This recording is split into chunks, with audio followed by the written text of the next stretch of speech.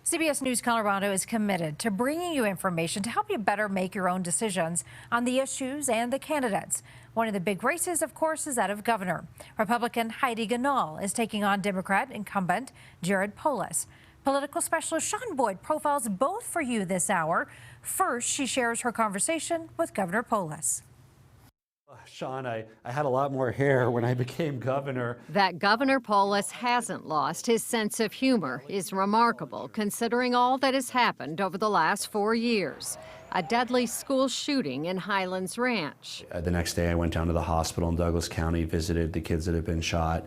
The largest and most destructive wildfires in state history, and a global pandemic. But there were some difficult and tough days. Wearing a mask whenever you're out. There were weekly COVID updates and hundreds of executive orders, including a statewide mask mandate and vaccine mandate for healthcare workers. Is there anything you look back on and go, if I had it to do over, I'd do this differently? I think we led in a different way. We led by empowering people to make the choices that were right for them. Polis was criticized for being too heavy-handed by some, not restrictive enough by others. You learn a lot on the job. I mean, I think I'm a better governor today than I was 4 years ago. I always wish I had tomorrow's information today. Despite unprecedented challenges, the governor says he accomplished many of his top priorities, including full-day kindergarten and an expansion of preschool. And some people said, oh, you'll never get that done, Polis. You're just saying that. We got it done 4 years later. He also touts advances in health care, including bills capping the cost of insulin, importing drugs from Canada, and creating a state-regulated insurance plan. We've really focused on cutting costs, saving people money. But Republicans dispute that, saying Polis broke a campaign promise to reduce special interest tax breaks. The challenge is in the legislative arena where they all have lobbyists and they all fight, and you start wanting to get rid of 15, and by the time you're done, you got rid of 5, but added 3 back in. So what I want to do is keep making progress, right? Critics note he also added billions of dollars in new fees, including fees to fund transportation, even as CDOT announced just 2 new highway widening projects in the next 10 years. You could either do 1 more highway project, or you could do 50 local projects to improve roads and reduce traffic. And the question is always, where do you get the biggest bang for your buck? Polis admits most people are not better off financially today than when he took office. He blames federal policies for high inflation, but says as governor, he can and will do more to promote affordable housing if reelected. What we need is greater density along transit corridors and close to where jobs are, and less exurban sprawl. He also plans to focus on crime in a second term. The state has the 4th fastest growing crime rate in the country, according to the FBI. Critics point to laws Polis has signed that have lessened penalties for some crimes, like fentanyl possession and car theft. Really, to make Colorado one of the 10 safest states over the next 5 years means investment in more and better law enforcement, means tougher criminal penalties, and it means more work to prevent crimes before they occur. And that means better behavioral health, youth diversion, all of these kinds of programs that the data shows can help prevent a crime before it even occurs. Preventing more devastating wildfires, he says, will also be a top priority. As the realities of a hotter, drier climate and the realities of increased population in the wildland-urban interface mean that we really need to up our game, and that's going to continue to be a priority for me if I get the opportunity to serve for another term. And I love the state of Colorado. I'm raising my kids here. You know, I was born here. I want the state to be an even more amazing place. Shaun Boyd, covering Colorado First. And coming up on CBS 4 right here at 6:30, Shaun is going to profile Heidi Gahnal. And remember, if you vote by mail, you have to get your ballot in by Halloween. On that subject, so far, nearly 172,000 Coloradans have returned their ballots. 36% of those are from unaffiliated voters, 13% from Democrats, 30% from Republicans so far. Most ballots in at this point are from El Paso, Jefferson, Arapahoe, and Larimer counties. Republican Heidi Gahnal is taking on the incumbent Jared Polis.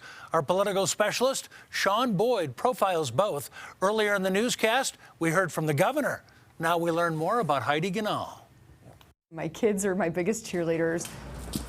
Heidi Gahnal will tell you she's a mom on a mission to be governor of a state that she says is in a state of decline. Homelessness is out of control, crime is skyrocketing, Our kids aren't learning what they need to, and it's too darn expensive to live here. A successful entrepreneur, founder of several charities, and the only Republican to hold statewide office in Colorado right now, Gahnal says kids will be her top priority. Our kids are struggling right now. We have one of the highest suicide rates in the country for kids, one of the highest drug addiction rates for kids in the country. 60% of our kids can't read, write, or do math. That is not the Colorado I grew up with. She says she would increase school choice, make sure more money goes to teachers instead of administrators, and push for transparency in education, as well as in state spending. She opposes a state law funding transportation projects with billions of dollars in new fees. Let's just put it to a vote of the people of Colorado like it should have been, as a tax, not fees, and they can decide if they want to fix their roads in this state. Here's a simple plan. It's going to honor what I think the people of Colorado and leaders in transportation say would relieve a lot of the congestion and help us get across the state easier. And then it sunsets, so it's not this ongoing boondoggle. But she doesn't have a backup plan if Coloradans say no to a tax increase, and they have repeatedly, which is why the legislature increased fees. Gahnal says taxes, fees, and regulations are to blame for Colorado's high cost of living, including its lack of affordable housing. She says she would work with local governments to reduce red tape. She also plans to eliminate the state income tax, which makes up a third of the budget, by shrinking the growth of state government and increasing revenue from other sources without raising taxes. But it doesn't mean that we're going to slash and cut agencies. It means we're going to do a hiring freeze. We're going to cut back on the vacancy funds. We're going to take a soft approach. It's going to take a while, but we can get there. But even analysts who say her plan is fiscally sound question whether it's politically feasible. Gahnal says she's not only focused on lowering costs, but crime. She says she would push to make fentanyl possession and auto theft felonies. Flyers claiming she would criminalize abortion, she says, are simply false, although she opposes the new state law. I will not make any fundamental changes to our abortion stance in Colorado without taking it to a vote of the people of Colorado. I promise that. Ads suggesting she's an election denier, Gahnal says, are also false. While her running mate did once say the 2020 election was stolen, he now says it wasn't. You know, we all make mistakes. We all say things that we don't intend to. My goodness, especially in politics. Are you the MAGA candidate? I voted for Trump. I supported his policies, and boy, I don't think Biden's doing a good job for our country, but I'm focused on my race. A race that's been an uphill battle from the start. The last time Colorado elected a Republican governor was 20 years ago. I don't want to wake up in 5 or 10 years and think I could have done something and I didn't. This state means everything to me. I want the people of Colorado to know that we will put everything on the table. We will fight so hard for our kids, for our economy, for our beautiful way of life here in Colorado. Shaun Boyd, covering Colorado First. And earlier in the hour, we profiled incumbent Governor Jared Polis for that story and everything Colorado politics, including past debates and reality checks of ads. We sure hope you'll visit cbscolorado.com.